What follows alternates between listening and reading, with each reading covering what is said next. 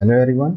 इस वीडियो में हम लोग रिवाइज करेंगे ह्यूमन फिजियोलॉजी के चैप्टर 1 डाइजेशन एंड एब्जॉर्प्शन को।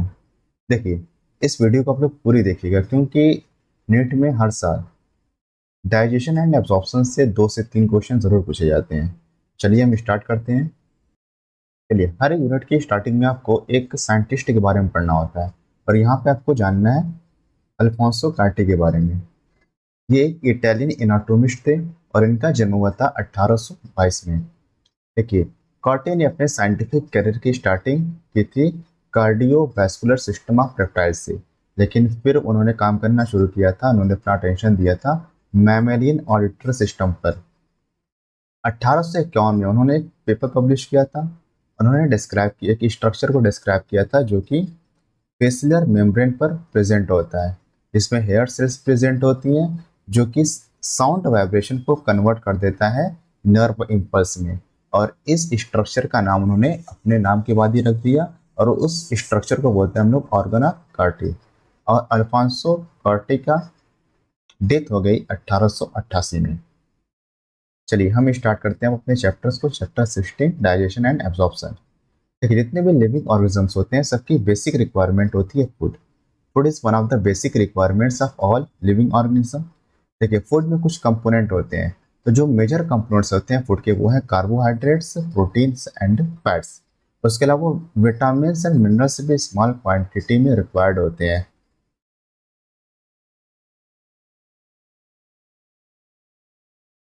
देखिए, फूड हमें प्रोवाइड करते हैं एनर्जी और कुछ अब और हमें मिलता है इनसे कुछ ऑर्गेनिक मटेरियल जो कि ग्रोथ और टिश्यू के टिश्यू के रिपेयर के लिए ज़रूरी होता है। देखिए, जो हम वाटर लेते हैं, द वाटर वी टेक इन, इसका काम होता है मेटाबॉलिक प्रोसेस में ये रोल प्ले करता है and prevents dehydration of the body, और बॉडी को डिहाइड्रेशन से बचाता है। देखिए, बायो माइक्रोमॉलिक्यूल जैसे कि protein, carbohydrate in food can not be utilised by your body in original form. कह रहे हैं कि बायो माइक्रोमॉलिक्यूल जैसे कि प्रोटीन, कार्बोहाइड्रेट को बॉडी ओरिजिनल फॉर्म में यूटिलाइज नहीं कर सकती है, तो इसको हम छोटे छोटे बॉडी के द्वारा छोटे छोटे पार्टिकल में इसको तोड़ा जाता है। They have to be broken down and converted into simple substances in the digestive system. देखिए, इसी कन्वर्जन को हम बोलते हैं digestion. The process of conversion of complex food particles को छोटे छोटे पार्टिकल में एब्जॉर्बेबल फॉर्म में तोड़ना ही कहलाता है digestion. Complex food substances to form to simple absorbable forms, इसका डाइजेशन। और इसको किया जाता है हमारे डाइजेस्टिव सिस्टम के द्वारा by the mechanical and biochemical methods. देखिए, आपको ह्यूमन डाइजेस्टिव सिस्टम का ऑर्गेनाइजेशन दिया गया है। देख लीजिए, माउथ आपको दिखाया गया यहाँ पे, mouth, oral cavity, पैरिंग्स, oesophagus, stomach. Stomach के बाद आपको स्मॉल इंटेस्टाइन, लार्ज इंटेस्टाइन आपको दिखाया गया है। तो फिर स्मॉल इंटेस्टाइन के 3 पार्ट होते हैं, लार्ज इंटेस्टाइन के भी 3 पार्ट होते हैं, तो इनको हम आगे पढ़ेंगे। देखिए, डाइजेस्टिव सिस्टम की हम स्टार्टिंग करते हैं। देखिए, जो ह्यूमन डाइजेस्टिव सिस्टम होता है ये बना होता है एलिमेंट्री कैनाल होते हैं इसमें और कुछ ग्लैंड्स होती हैं। जो एलिमेंट्री कैनाल होता है, the alimentary canal begins with an anterior opening the mouth. जो एंटेरियर ओपनिंग होती है उसको माउथ बोलते हैं and it opens posteriorly open होता है थ्रू द एनस। देखिए, mouth leads to buccal cavity, mouth के बाद आता है बक्कल कैविटी या फिर इसी को बोलते हैं हम ओरल कैविटी। हमारे ओरल कैविटी में कई सारे टीथ होते हैं। The oral cavity as a number of teeth, और होता है इसमें मस्कुलर टंग होती है, मतलब मसल्स की बनी हुई टंग होती है। जितने भी हमारे टीथ होते हैं सब एम्बेडेड होते हैं सॉकेट ऑफ जॉबोन में। देखिए, आपको सॉकेट दिखाया गया है यहाँ पे और ये आपको टीथ दिखाया गया है। ये टीथ यही सॉकेट में एम्बेडेड होता है और इस टाइप के अटैचमेंट को बोलते हैं हम लोग थिकोडोंट बोला जाता है। Majority of the mammals including human being form 2 sets of teeth. देखिए, ज़्यादातर मैमल्स में, ह्यूमंस में भी 2 टाइप के टीथ पाए जाते हैं कि लाइफ पीरियड में, ड्यूरिंग देयर लाइफ।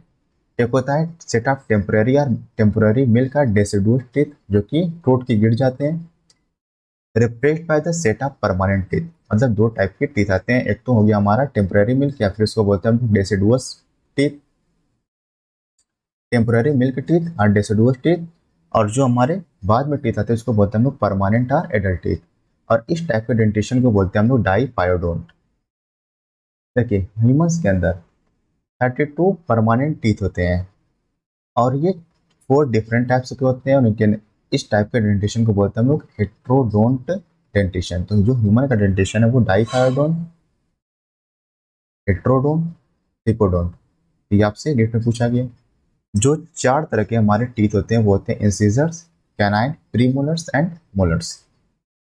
देखिए arrangement of teeth in each half, हर हाफ में जो टीथ का अरेंजमेंट होता है वो होता है, चाहे अपर जॉ की या फिर हम लोअर जॉ की बात करें तो ये होता है सबसे पहले इंसिजर, फिर आता है कैनाइन, फिर प्रीमोलर, फिर मोलर। और इनका नंबर होता है इंसिजर का ईच हाफ में 2, 1, 2, 3। ये अपर हाफ का हो गया, ये लोअर हाफ का हो गया। तो इसी तरह से एक राइट साइड में एक हाफ हो गया और एक लेफ्ट साइड का हाफ हो गया, तो हम 2 से मल्टीप्लाई कर लें तो इस तरह से हमारे जो एडल्ट टीथ होते हैं वो होते हैं 32। देखिए जो हार्ड चेविंग सरफेस होता है टीथ का, इसको ये बना होता है इनेमल का। The hard chewing surface of teeth made up of enamel, जो कि मास्टिकेशन करने में, फूड को मास्टिकेट करने में हेल्प करता है। टंग एक फ्रीली मूवेबल मस्कुलर ऑर्गन है जो कि अटैच होती है फ्लोरा ऑफ ओरल कैविटी से बाय द फ्रेनुलम। देखिए the upper surface of tongue, जो टंग का अपर सरफेस होता है उसमें छोटे छोटे प्रोजेक्शन पाए जाते हैं जिसको बोलते हैं हम लोग पैपिला, और कुछ पैपिला में टेस्ट बर्ड्स पाई जाती हैं। देखिए ओरल कैविटी के बाद आता है पैरिंग्स, जो कि एक कॉमन पैसेज है फूड का और एयर का। पैरिंग्स में देखिए oesophagus and trachea open into the पैरिंग्स। Trachea को बोलते हैं हम लोग विंड पाइप, मतलब इसोफेगस और ट्रैकिया ये ओपन होता है पैरिंग्स में। एक कार्टिलेजिनस फ्लैप होता है जिसको बोलते हैं हम लोग एपिग्लॉटिस, ये प्रिवेंट करता है फूड की एंट्री में, फूड की एंट्री को ग्लॉटिस में। ओपनिंग और ग्लॉटिस से opening of the windpipe during swallowing, जब हम फूड को निगल रहे होते हैं उस दौरान एपिग्लॉटिस ग्लॉटिस को बंद कर देता है ताकि फूड विंड पाइप में न जा सके। देखिए इसोफेगस, इसोफेगस एक थिन लॉन्ग ट्यूब है जो कि पोस्टेरियरली एक्सटेंड करता है through the neck, thorax and diaphragm, और ये पहुंचता है स्टमक तक। और जो स्टमक का स्ट्रक्चर होता है वो होता है जे शेप्ड बैग लाइक स्ट्रक्चर। देखिए और जो स्टमक की ओपनिंग होती है इसको रेगुलेट करता है एक स्फिंक्टर, और उस स्फिंक्टर को बोलते हैं हम लोग gastro oesophageal sphincter. A muscular sphincter regulates the opening of oesophagus in the stomach, मतलब जो इसोफेगस की ओपनिंग स्टमक में होती है इसको रेगुलेट करता है एक स्फिंक्टर, और इस स्फिंक्टर का नाम है गैस्ट्रो इसोफेजियल स्फिंक्टर। देखिए जो आपके स्टमक की लोकेशन होती है वो होती है upper left portion of the abdominal cavity, तो ये पोर्शन है। और इसके जो स्टमक है इसके 4 पार्ट होते हैं। कार्डियक पोर्शन जहाँ पर इसोफेगस की ओपनिंग होती है, into which the oesophagus opens. उसके बाद आता है फंडिक रीजन और यहाँ पे गैस भरी होती है। Body main central region and pyloric portion, और जो पाइलोरिक पोर्शन होता है ये ओपन होता है आपके स्मॉल इंटेस्टाइन में। तो ये आपको दिखाया गया है फंडस, कार्डियो, बॉडी, पाइलोरिक, और ये पाइलोरिक ओपन करता है यहाँ पे आपका स्मॉल इंटेस्टाइन में। देखिए स्मॉल इंटेस्टाइन में ये भी 3 रीजन्स होते हैं। Small intestine is distinguishable into 3 regions. कौन कौन सा? देखिए सी शेप्ड ड्यूडेनम, पहला हो गया ड्यूडेनम। दूसरा है आपका लॉन्ग क्वाइल्ड मिडिल पोर्शन, इसको बोलते हैं हम लोग जेजुनम। और जो तीसरा हाईली क्वाइल्ड रीजन है इसको बोलते हैं हम लोग इलियम। तो आपके स्मॉल इंटेस्टाइन के 3 रीजन हो गए। देखिए the opening of stomach into the duodenum is guarded by the pyloric sphincter. देखिए जो आपकी स्टमक की ओपनिंग स्मॉल इंटेस्टाइन में होती है इसको गार्ड करता है एक स्फिंक्टर जिसका नाम है पाइलोरिक स्फिंक्टर। तो आपके लिए आसान है। देखिए पाइलोरिक तो आसान है आपके लिए, पाइलोरिक स्फिंक्टर। यहाँ पे इसोफेगस, इसको बोलते हैं हम लोग गैस्ट्रो, गैस्ट्रोटर्मम स्टमक के लिए इस्तेमाल करते हैं तो इसको बोलते हैं हम लोग गैस्ट्रो इसोफेजियल स्फिंक्टर। देखिए जो आपका इलियम होता है ये ओपन होता है लार्ज इंटेस्टाइन में।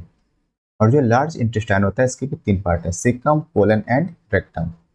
देखिए सिकम में ब्लाइंड सैक है, स्मॉल ब्लाइंड सैक, और इसमें ये होस्ट करता है कुछ सिम्बियोटिक माइक्रो ऑर्गेनिजम्स को।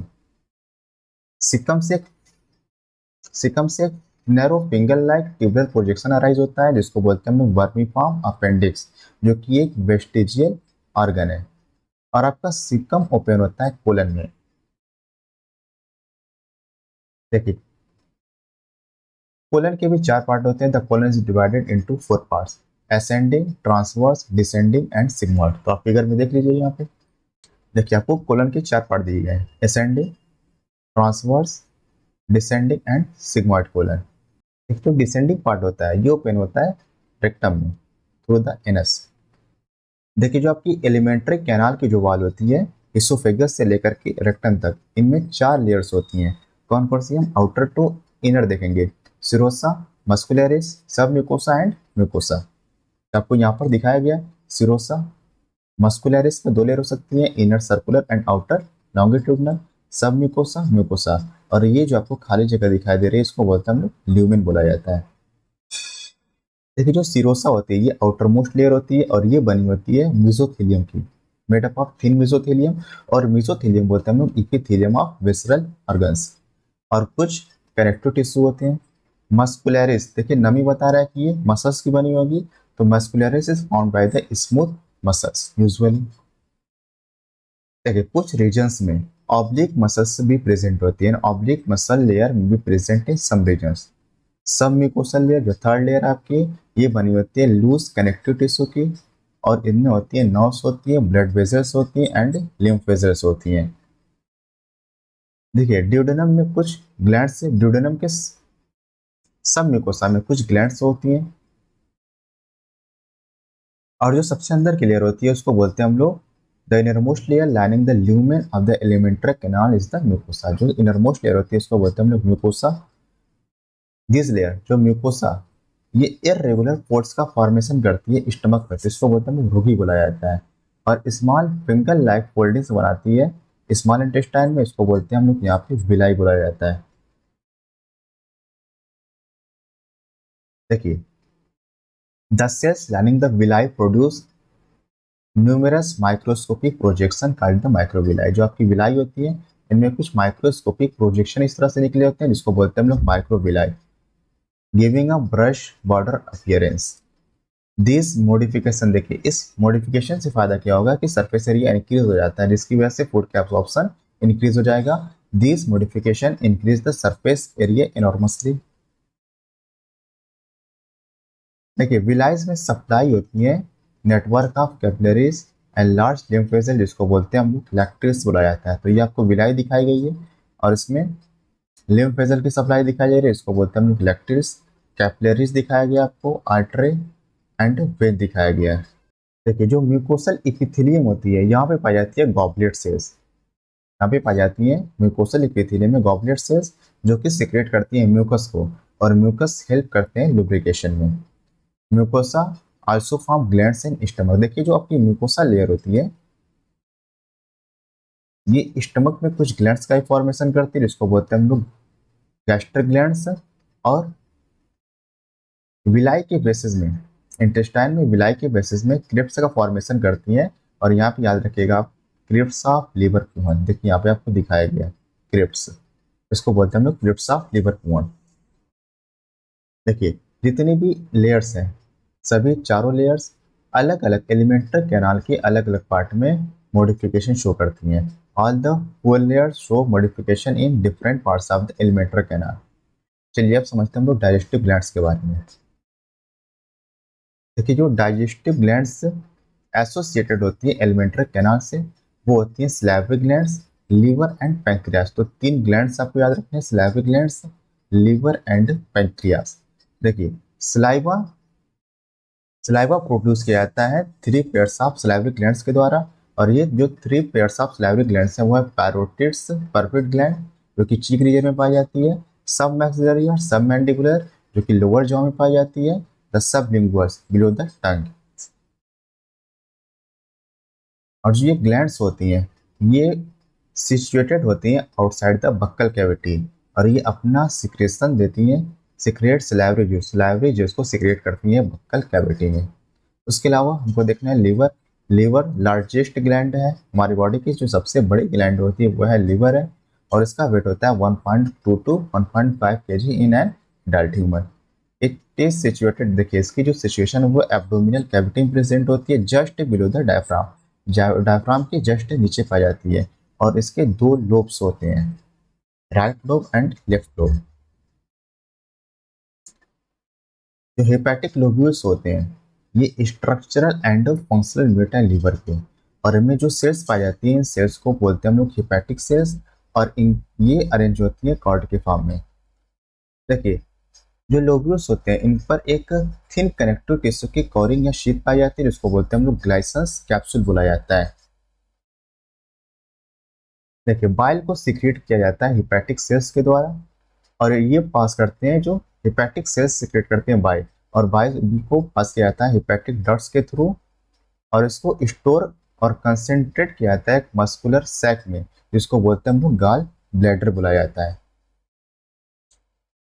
देखिए जो गाल ब्लैडर की डक्ट होती है इसको बोलते हैं हम लोग सिस्टिक डक्ट, और सिस्टिक डक्ट और जो लिवर से डक्ट आती है इसको बोलते हैं हम लोग हेपेटिक डक्ट। ये आपस में मिलकर के, ये सिस्टिक डक्ट है और ये हेपेटिक डक्ट, ये आपस में मिलकर के बनाती है कॉमन बाइल डक्ट। तो ये फॉर्मेशन करती है कॉमन बाइल डक्ट का। देखिए कॉमन बाइल डक्ट और दूसरी डक्ट आती है पैंक्रियास से जिसको बोलते हैं हम लोग पैंक्रियाटिक डक्ट। तो ये है पैंक्रियाटिक डक्ट और ये है कॉमन बाइल डक्ट, और ये आपस में मिलकर के कॉमन डक्ट का फॉर्मेशन करते हैं जिसको बोलते हैं हम लोग हिपैटो पैंक्रियाटिक डक्ट। तो इस डक्ट का नाम हो जाएगा hepato pancreatic duct. The bile duct and pancreatic duct opens into together into the duodenum। अगर ये ओपन होती है डुडेनम में, और इनको इनकी ओपनिंग को गार्ड करता है एक स्फिंक्टर, और इस स्फिंक्टर को बोलते हैं हम लोग sphincter of Audi, which is guarded by A sphincter called the sphincter of Audi. देखिए जो आपकी पैंक्रियास है ये कंपाउंड इलोंगेटेड ऑर्गन्स है। कंपाउंड का मतलब इसमें ये बहुत एक्सोक्राइन एंड एंडोक्राइन दोनों तरह की ग्लैंड की तरह काम करती है, और ये सिचुएटेड होती है between the limbs of C shaped duodenum. करें ये ड्यूडेनम की जो ड्यूडेनम का शेप होता है वो सी शेप्ड होता है, और इनके बीच में इस तरह से ये पैंक्रियाज सिचुएटेड होती है। जो इनका एक्सोक्राइन पोर्शन होता है वो सेक्रेट करता है अल्कलाइन पैंक्रियाटिक जूस, और इनमें एंजाइम्स होती हैं। और जो एंडोक्राइन पोर्शन होता है ये सीक्रेट करते हैं हार्मोन जैसे कि इंसुलिन एंड ग्लूकेगन। तो आपको ये फिगर दिखाया गया, ये आपको दिखाया गया गाल ब्लैडर, और जो गाल ब्लैडर से डक्ट आ रही है इसको बोलते हैं हम लोग सिस्टिक डक्ट, और जो लीवर से डक्ट आ रही है डक्ट फ्रॉम लीवर इसको बोलते हैं हम लोग हिपैटिक डक्ट, और आपस में बनाती है common bile duct. Common hepatic duct cystic duct आपस में मिलकर के बनाई है कॉमन बाइल डक्ट, और इधर से आ रही है पैंक्रियास से पैंक्रियाटिक डक्ट, और यहाँ पे बना रही है हिपैटो पैंक्रियाटिक डक्ट, और यहाँ पे जो ओपनिंग है इसको गार्ड करता है स्फिंक्टर, इसको बोलते हैं हम लोग स्फिंक्टर ऑफ ऑडी। चलिए अब समझते हैं हम लोग फूड के डाइजेशन के बारे में। देखिए जो फूड का डाइजेशन होता है, जो डाइजेशन का प्रोसेस होता है इसको पूरा किया जाता है मैकेनिकल एंड केमिकल प्रोसेस के द्वारा। देखिए जो हमारा बक्कल कैविटी है इसके दो काम है, एक तो फूड को मास्टिकेट करना, दूसरा स्वेलोइंग में फैसिलिटेट करना, मतलब फूड को निगलने में हेल्प करना। देखिए टीथ एंड टंग ये क्या करते हैं सलाइवा के साथ, with the help of saliva masticate and mix up food thoroughly. कह रहे हैं टीथ और टंग आपस में ही फूड को ये सलाइवा के साथ आपस में पूरी तरह से मिक्स कर देते हैं। देखिए जो सलाइवा में म्यूकस होता है ये इसका काम होता है, ये ल्यूब्रिकेशन में हेल्प करता है, और फूड पार्टिकल्स को जो मास्टिकेटेड फूड पार्टिकल्स होते हैं इनको आपस में चिपका लेता है, और इस पार्टिकल को हम बोलते हैं, यहाँ पे बोला जाता है, इसको बोलेंगे हम लोग बोलस, तो बोलते हैं हम बोलस। फिर बोलस को पास किया जाता है पैरेंट्स के थ्रू, और फिर ये जाता है इसोफेगस में बाय द स्वेलोइंग और डिग्लूटेशन।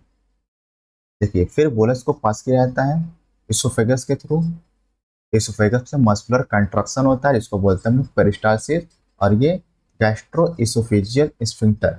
देखिए the bolus further passes down through the oesophagus by successive waves of muscular contractions, इसको बोलते हैं हम लोग पेरिस्टालसिस बोला जाता है। The gastro oesophageal sphincter controls the passage of food into the stomach. देखिए सलाइवा जिसको सेक्रेट किया जाता है ओरल कैविटी में, और इनमें कुछ इलेक्ट्रोलाइट्स होते हैं जैसे कि sodium ion, calcium ion, chloride ion and bicarbonate ion. उसके अलावा कुछ एंजाइम्स होते हैं जैसे कि सिलाइवरी अमाइलेज एंड लाइसोजाइम। देखिए जो डाइजेशन का केमिकल प्रोसेस है इसकी शुरुआत होती है ओरल कैविटी में, और इनको तोड़ते हैं कुछ hydrolytic by the hydrolytic action of carbohydrate splitting enzyme. कह रहा है कि हमारे सलाइवा में कार्बोहाइड्रेट को स्प्लिट करने वाले एंजाइम्स होती हैं, और उस एंजाइम का नाम है सलाइवरी अमाइलेज। इसका नाम है सलाइवरी अमाइलेज। देखिए लगभग 30% स्टार्च को आपके माउथ में या बक्कल कैविटी या ओरल कैविटी में ही तोड़ दिया जाता है डाइसैकेराइड माल्टोज में। और इसके लिए जो पीएच चाहिए होता है वो होता है 6.8। देखिए स्टार्च स्टार्च को तोड़ दिया गया माल्टोज में। कितने स्टार्च को? लगभग 30% स्टार्च को तोड़ दिया जाता है माउथ में माल्टोज में। और इसको कैटलाइज करने वाला एंजाइम है सलाइवरी अमाइलेज, और सलाइवरी अमाइलेज को काम करने के लिए पीएच चाहिए होता है 6.8। देखिए लाइसोजाइम, जो सलाइवा में लाइसोजाइम प्रेजेंट होता है, इसका काम होता है एक तो एंटी बैक्टीरियल एजेंट है, मतलब बैक्टीरिया को मार देता है, इस तरह से इन्फेक्शन से प्रिवेंट करता है। देखिए जो स्टमक की म्यूकोसा होती है इसमें पाए जाते हैं गैस्ट्रिक ग्लैंड्स, और जो गैस्ट्रिक ग्लैंड्स में 3 major types of cells present होती हैं। म्यूकस नेक सेल जो कि म्यूकस सिक्रेट करती है, पेप्टिक आर्च चीफ सेल जो कि सिक्रेट करता है प्रोएंजाइम पेप्सिनोजन, उसके अलावा है यहाँ पे प्राइटल और ऑक्जेंटिक सेल्स, ये सिक्रेट करती है HCl। उसके अलावा ये सिक्रेट करते हैं कुछ इंट्रिंसिक फैक्टर्स जो कि विटामिन B12 के अब्जॉर्प्शन के लिए एसेंशियल होते हैं। देखिए फूड स्टमक में पहुंचने के बाद लगभग 4 से 5 घंटे तक स्टोर होता है, और वहाँ पे पूरी तरह से फूड को गैस्ट्रिक जूस में मिक्स कर लिया जाता है। The food mixes thoroughly with the acidic gastric juice of the stomach by the churning movements of muscular valve of the muscular valve and is called crime. और यहाँ पे कहते हैं हम इसको काइम कहा जाता है। हमने पढ़ा था बोलस, तो हमने पढ़ा काइम। देखिए पेप्टिक आर्च चीफ सेल के द्वारा सिक्रेट किया गया प्रोएंजाइम पेप्सिनोजन को, प्रोएंजाइम पेप्सिनोजन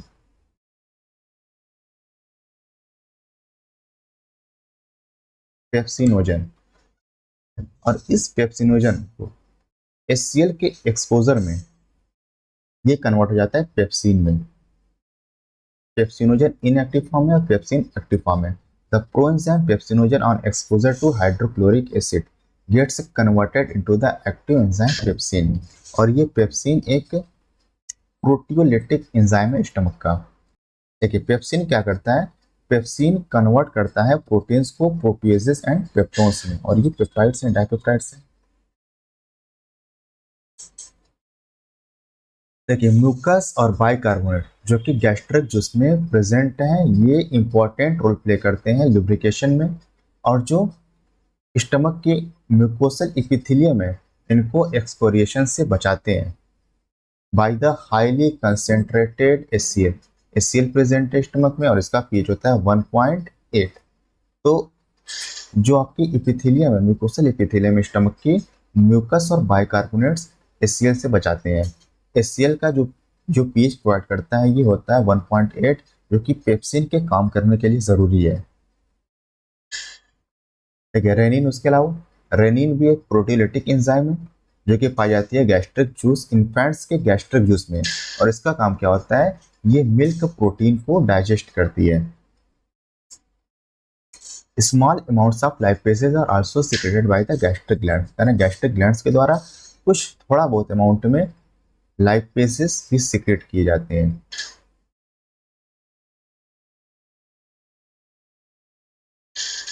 देखिए जो स्मॉल इंटेस्टाइन की जो मस्कुलरस लेयर होती है, जो मस्कुलरस लेयर होती है इसके द्वारा वेरियस टाइप्स के मूवमेंट जनरेट किए जाते हैं, और ये जो मूवमेंट होते हैं इसकी वजह से क्या होता है? फूड की मिक्सिंग होती है, helping through mixing up of food with various secretions in the intestine, thereby facilitate digestion।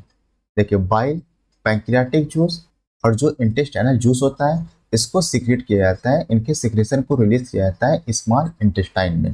तो बाइल आपको याद रखना है, बाइल, उसके अलावा पैंक्रियाटिक जूस, उसके अलावा इंटेस्टाइनल जूस, जो इनके सिक्रेशन होते हैं इनको रिलीज कर दिया जाता है स्मॉल इंटेस्टाइन में। और जो पैंक्रियाटिक जूस है और बाइल है इसको रिलीज किया जाता है हिपैटो पैंक्रियाटिक डक्ट के थ्रू। देखिए ये आ रही थी कॉमन बाइल डक्ट, इधर से आ रही थी पैंक्रियाटिक डक्ट, और ये आपस मिलकर के फॉर्मेशन की थी हिपैटो पैंक्रियाटिक डक्ट, इधर से आया बाइल, इधर से आया पैंक्रियाटिक जूस, और इसको रिलीज कर दिया गया फिर स्मॉल इंटेस्टाइन में। देखिए पैंक्रियाटिक एंजाइम्स, जो पैंक्रियाटिक जूस होते हैं इनमें कुछ इनएक्टिव एंजाइम्स होती हैं, जैसे कि ट्रिप्सिनोजन, काइमोट्रिप्सिनोजन, प्रो कार्बोक्सी पेप्टाइडेसेस, उसके अलावा अमाइलेसेस, लाइपेसेस एंड न्यूक्लियसेस।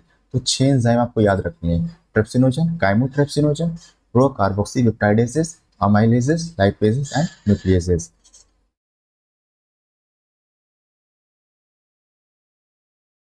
देखिए ट्रिप्सिनोजन को एक्टिवेट करता है एक एंजाइम जिसका नाम है एंट्रोकाइनेज।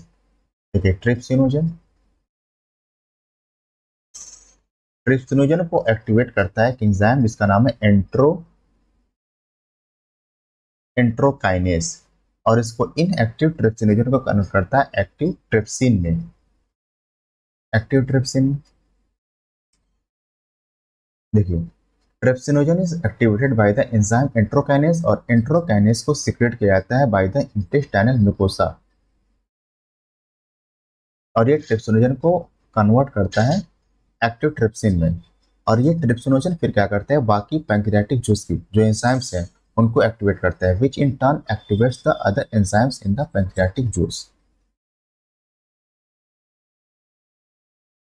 देखिए जो बाइल रिलीज किया जाता है ड्यूडेनम में, इसमें होता है बाइल पिगमेंट्स होते हैं जैसे कि बिलिरुबिन एंड बिलीवर्डिन, उसके अलावा होता है बाइल साल्ट्स होते हैं, कोलेस्ट्रॉल होता है, फास्फोलिपिड्स। लेकिन आपको याद रखना है यहाँ पर बाइल में कोई भी एंजाइम नहीं होती है।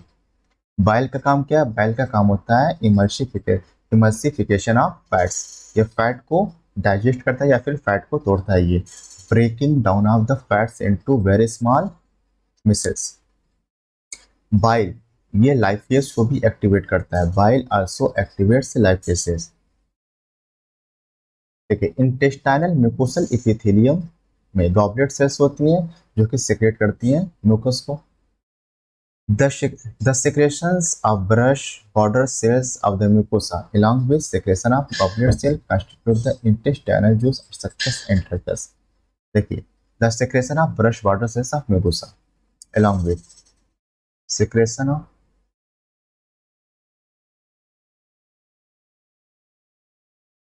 brush border cells of mucosa, इनके secretion को बोलते हैं हम लोग intestinal juice। ये constitute करते हैं intestinal juice को, या फिर बोलते हैं इनको हम succus entericus. These juice contains variety of enzyme करें, जिसमें कई तरह की एंजाइम्स होती हैं जैसे कि डाइसेप्टाइडेजेस, एग्जांपल है इसका माल्टेज, डाइपेप्टाइडेजेस, लाइपेजेस, न्यूक्लियोसाइडेजेस। देखिए mucus along with bicarbonates from the pancreas protect the intestinal mucosa from the acid। देखिए जो म्यूकस है उसके अलावा बाइकार्बोनेट जो कि रिलीज किया गया है पैंक्रियास से, ये इंटेस्टाइनल म्यूकोसा को प्रोटेक्ट करते हैं एसिड से, एज वेल एज उसके अलावा ये अल्कलाइन मीडियम प्रोवाइड करते हैं एंजाइम की एक्टिविटी के लिए। और जो ये पीएच प्रोवाइड करते हैं वो होता है 7.8। सब mucosal glands, Brunner's gland also help in this. देखिए proteins, proteoses and peptones. Peptones क्या है, partially hydrolysed proteins in the kind reaching the intestine करें, जो इंटेस्टाइन में पहुंचे हैं, और इन पर एक्ट करता है प्रोटियोलिटिक एंजाइम्स, और इनको कन्वर्ट करता है डाइपेप्टाइड्स में। देखिए प्रोटीन्स, पेप्टोन्स एंड प्रोटियोजेस, इन पर एक्ट किया trypsin, chymotrypsin and carboxy peptidase, और इनको तोड़ता है ये डाइपेप्टाइड्स में। उसके अलावा कार्बोहाइड्रेट जैसे कि पॉलीसेकेराइड की बात कर लें, स्टार्च की बात कर लें, तो इस पर एक्ट करता है अमाइलेज, और अमाइलेज पॉलीसेकेराइड या स्टार्च को तोड़ता है डाइसेकेराइड में, hydrolysed by the pancreatic amylase into disaccharides. Fat को तोड़ा जाता है लाइपेज के द्वारा डाइग्लिसराइड्स और मोनोग्लिसराइड्स में। देखिए फैट को लाइपेज के द्वारा तोड़ा गया डाइग्लिसराइड्स में, फिर इसको तोड़ा गया मोनोग्लिसराइड्स में। देखिए जो न्यूक्लियसेस होते हैं ये एक्ट करते हैं न्यूक्लिक एसिड पर, और न्यूक्लिक एसिड को तोड़ते हैं ये न्यूक्लियोटाइड्स में, फिर न्यूक्लियोटाइड्स तोड़ता है न्यूक्लियोसाइड्स में। The enzymes in the succus entericus act on the end products of the aberration, कह रहे हैं इन रिएक्शंस की जो एंड प्रोडक्ट है उन पर एक्ट करते हैं सक्कस एंट्रिकस के enzymes of the respective simple observable absorbable forms. देखिए डाइपेप्टाइड्स, डाइपेप्टाइडेज, डाइपेप्टाइड्स को तोड़ दिया, डाइपेप्टाइड्स मतलब दो अमीनो एसिड है इनमें, और इनको तोड़ के बना दिया, अलग अलग अमीनो एसिड में तोड़ दिया। माल्टोज पर एक्ट करता है माल्टेस और इसको तोड़ता है ग्लूकोज प्लस ग्लूकोज में। लैक्टोज पर एक्ट करता है लैक्टेज और इसको तोड़ता है ग्लूकोज प्लस गैलेक्टोज में। अगर हम सुक्रोज की बात करें तो सुक्रोज पर एक्ट करता है सुक्रेज और सुक्रोज को तोड़ता है ये ग्लूकोज प्लस फ्रक्टोज में। न्यूक्लियोटाइड्स को न्यूक्लियोटाइडेजेस ने तोड़ा था न्यूक्लियोसाइड्स में, और न्यूक्लियोसाइड्स पर एक्ट करता है न्यूक्लियोसाइडेजेस और इसको तोड़ता है शुगर प्लस बेसिस में। देखिए डाई एंड मोनोक्लिसराइड्स, इस पर एक्ट करता है लाइपेज और लाइपेज इनको तोड़ता है फैटी एसिड प्लस ग्लिसरॉल में। और ये जो फाइनल स्टेप्स हो रहे हैं डाइजेशन के, और ये क्लोज होते हैं, बिल्कुल क्लोज होते हैं, very close to the mucosal epithelial cells of the intestine, ताकि आसानी से एब्जॉर्प्शन हो सके। देखिए जो बायोमैक्रोमोलेक्यूल्स आपको मेंशन किए गए हैं ऊपर, इनका ब्रेकडाउन होता है स्मॉल इंटेस्टाइन के डुडेनम रीजन में, ताकि जो सिंपल सब्सटेंस फॉर्म हो, या जो सिंपल सब्सटेंस जैसे कि फैटी एसिड, ग्लिसरॉल, या फिर हम बात करें ग्लूकोज, फ्रक्टोज, इनका आसानी से एब्जॉर्प्शन हो सके। और इनका एब्जॉर्प्शन होता है jejunum and ileum regions of the small intestine में। जो अनडाइजेस्टेड और अनएब्जॉर्ब सब्सटेंस होते हैं इनको पास किया जाता है लार्ज इंटेस्टाइन में, और लार्ज इंटेस्टाइन में कोई भी सिग्निफिकेंट डाइजेस्टिव एक्टिविटी नहीं होती है। देखिए जो लार्ज इंटेस्टाइन होती है इनका काम होता है एब्जॉर्प्शन ऑफ सम वाटर, ये कुछ वाटर का यहाँ पे एब्जॉर्प्शन होता है, उसके अलावा मिनरल्स का एब्जॉर्प्शन होता है, कुछ ड्रग्स का एब्जॉर्प्शन होता है। देखिए और ये सीक्रेट करते हैं म्यूकस को, और म्यूकस क्या करता है कि जो वेस्ट अनडाइजेस्टेड पार्टिकल थे इनको आपस में चिपका लेता है, adhering the waste particles together and lubricating it for an easy passage। देखिए जो अनडाइजेस्टेड और अनएब्जॉर्ब सब्सटेंसेज है इनको बोलते हैं लोग फेसिस बुलाया जाता है, और ये इंटर करता है सीकम में, लार्ज इंटेस्टाइन के सीकम में इंटर करता है through the ileocaecal valve, ileocaecal valve के थ्रू इंटर करता है ये लार्ज इंटेस्टाइन में, सीकम में इंटर करता है। और जो वाल्व होती है इनकी खासियत ये होती है कि ये बैक फ्लो को प्रिवेंट करता है, which prevents the back flow of the faecal matter. देखिए जो अनडाइजेस्टेड फूड पार्टिकल है ये रेक्टम में स्टोर्ड होते हैं, कब तक, टिल डिफिकेशन। देखिए जो गैस्ट्रो इंटेस्टाइनल ट्रैक्ट की जो एक्टिविटी होती है ये न्यूरल और हार्मोनल कंट्रोल में होती है, और proper coordination of the different parts, the site, smell and or presence of food in the oral cavity can stimulate secretion of saliva. Gastric and intestinal secretions are also similarly stimulated by the neural signals.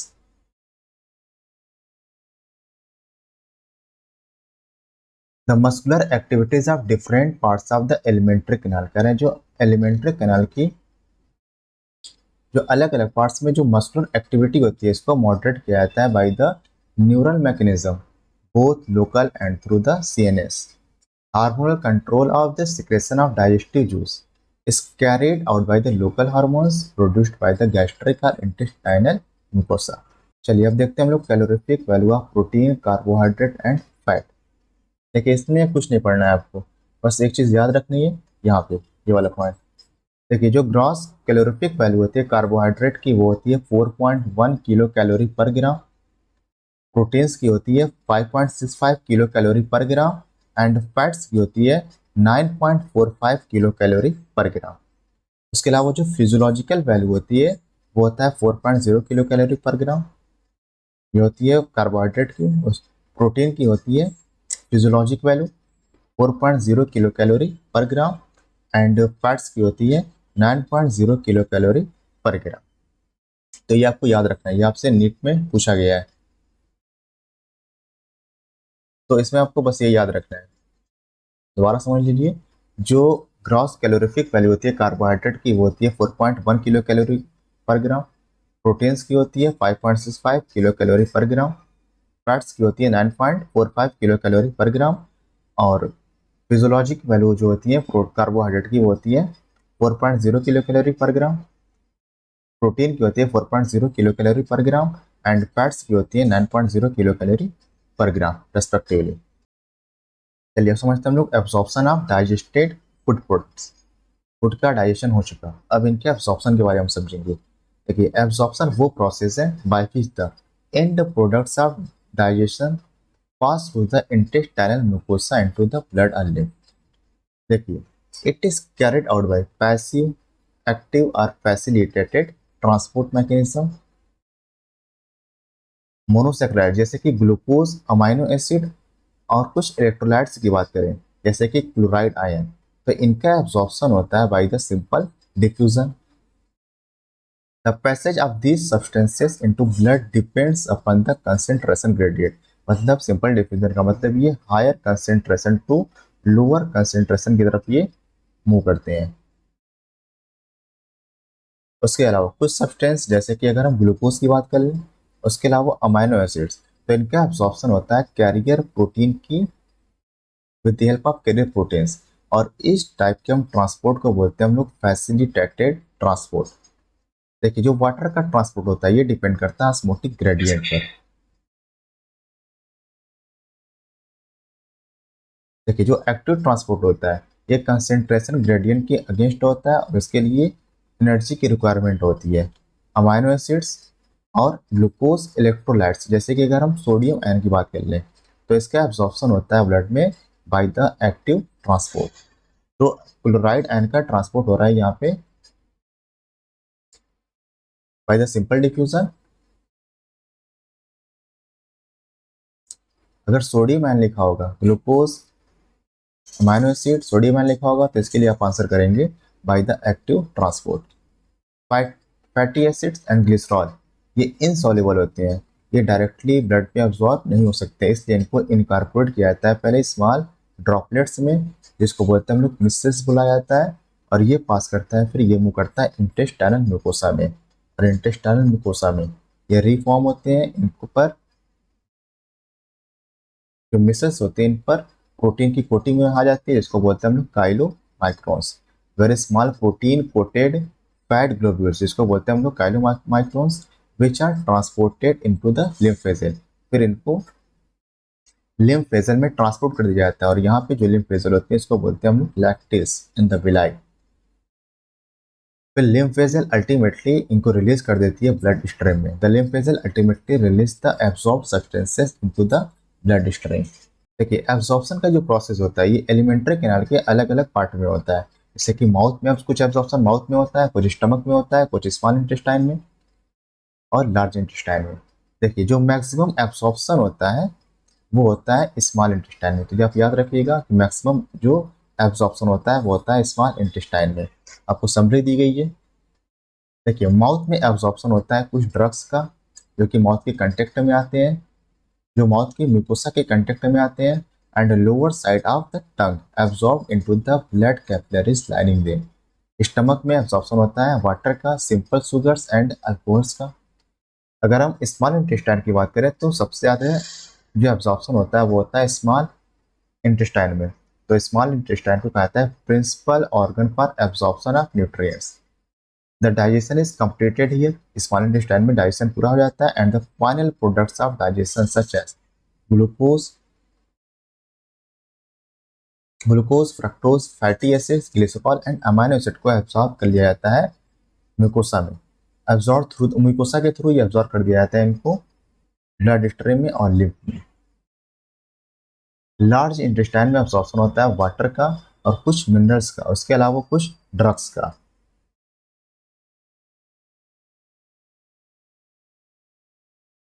देखिए जो absorb substances होते हैं इनको पहुंचाया जाता है tissue तक, और टिश्यू इनको यूटिलाइज करता है, और इस प्रोसेस को बोलते हैं हम लोग assimilation. The absorb substances finally reach the tissues which utilize them for their activities. This process is called assimilation. The digestive vessels solidified into coherent pieces in the rectum initiate neural reflex causing an urgent desire for its removal. The egestion of feces to outside through the anal opening is called defecation.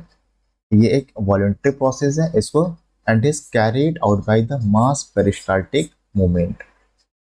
चलिए हम disorders के बारे में समझ लेते हैं। देखिए जो इंटेस्टाइनल ट्रैक्ट का जो सबसे कॉमन एलिमेंट या जो सबसे कॉमन डिसऑर्डर होता है वो होता है इन्फ्लेमेशन ड्यू टू बैक्टीरियल और वायरल इन्फेक्शंस। इन्फेक्शंस और are also caused by parasites like tapeworm, roundworm, threadworm, hookworm और पिनवर्म एटसेट्रा। जॉन्डिस, देखिए जॉन्डिस में हमारा लिवर अफेक्ट होता है, इसमें skin and eyes turn yellow due to deposit of bile pigment. Vomiting में क्या होता है, एक ये जो स्टमक के कंटेंट होते हैं इनका एजेक्शन हो जाता है थ्रू द माउथ और ये एक रिफ्लेक्स एक्शन है, इसको कंट्रोल किया जाता है बाय द वोमिट सेंटर जो कि प्रेजेंट होता है मेडुला में। अब फीलिंग ऑफ नॉसिया प्रेसिड्स वोमिटिंग। देखिए डायरिया, डायरिया में जो बाउल मूवमेंट होता है वो एबनॉर्मल हो जाता है एंड इंक्रीज लिक्विडिटी, और जो फीकल मैटर होता है इसकी लिक्विडिटी इंक्रीज कर जाती है, इसी को बोलते हैं हम लोग डायरिया। और डायरिया में फूड का एब्जॉर्प्शन रिड्यूस कर जाता है। कॉन्स्टिपेशन, कॉन्स्टिपेशन में क्या होता है कि जो फिशेज होती है ये रिटेन रहती है विद इन द कोलन अब as the bowel movements occurs irregularly. Indigestion, indigestion में क्या होता है कि food is not properly digested, food पूरी तरह से डाइजेस्ट नहीं हो पाता है, leading to a feeling of fullness. In indigestion का जो कॉज होता है वो हो सकता है इनएडिक्वेट एंजाइम सिक्रेशन, मतलब पर्याप्त मात्रा में एंजाइम का सिक्रेशन न हो पाए, एंग्जाइटी हो सकती है, फूड पॉइजनिंग हो सकता है या फिर overeating and spicy food हो सकता है। चलिए पढ़ते हैं हम लोग PEM, protein energy malnutrition, dietary deficiencies of protein and total food calories. Total food calories are widespread in many underdeveloped countries of South and Southeast Asia, South America and West and Central Africa. Pain, protein energy malnutrition may affect a large section of population during drought, famine and political turmoil. ऐसा हुआ बांग्लादेश में during liberation war and Ethiopia during the severe drought in mid 80s। PEM affect infant, देखिए जो protein energy माल nutrition है ये affect करता है infants और चिल्ड्रंस को टू प्रोड्यूस मारस्मस एंड वाशुरकर। देखिए मारस्मस में क्या होता है कि एक ही साथ is produced by the simultaneous deficiency of protein and calories. कह रहे एक ही साथ प्रोटीन की और कैलोरीज की डिफिशियंसी हो जाती है और ऐसा तब होता है, it is found in infants, ऐसा देखा जाता है इन्फेंट्स में जिनकी उम्र 1 साल से कम होती है। तो दो चीज़ याद रखना है कि इसमें प्रोटीन्स की और कैलोरीज की एक ही साथ डिफिशियंसी हो जाती है, ऐसा देखा जाता है। पहला पॉइंट ये होगी, ऐसा देखा जाता है इन्फेंट्स में जिनकी एज लेस देन 1 ईयर होती है। और वो mother, if mother's milk is replaced too early by other foods which are poor in both proteins and calories, अगर माँ का दूध छुड़ा दिया जाए, उस फूड से रिप्लेस कर दिया जाए जिसमें प्रोटीन्स और कैलोरीज के कंटेंट कम हो, पूर। This often happens if the mother has second pregnancy, a childbirth when the older infant is still too young. In marasmus, protein deficiency impairs growth। देखिए प्रोटीन की डिफिशियंसी से क्या होता है कि जो ग्रोथ होती है वो impairs हो जाती है and replacement of tissue proteins, extreme emaciation of body and thinning of the limbs results the skin becomes dry, thin and wrinkled. Growth rate and body weight decline considerably. Okay, growth and development of brain and mental faculties are impaired. जो उनका development है, जो brain का development है वो पूरी तरह से नहीं हो पाता है। क्वाश्योरकर, क्वाश्योरकर में सिर्फ और सिर्फ प्रोटीन की डिफिशियंसी होती है और इसमें कैलोरी की डिफिशियंसी नहीं होती है। It result from the replacement of mother's milk by high calorie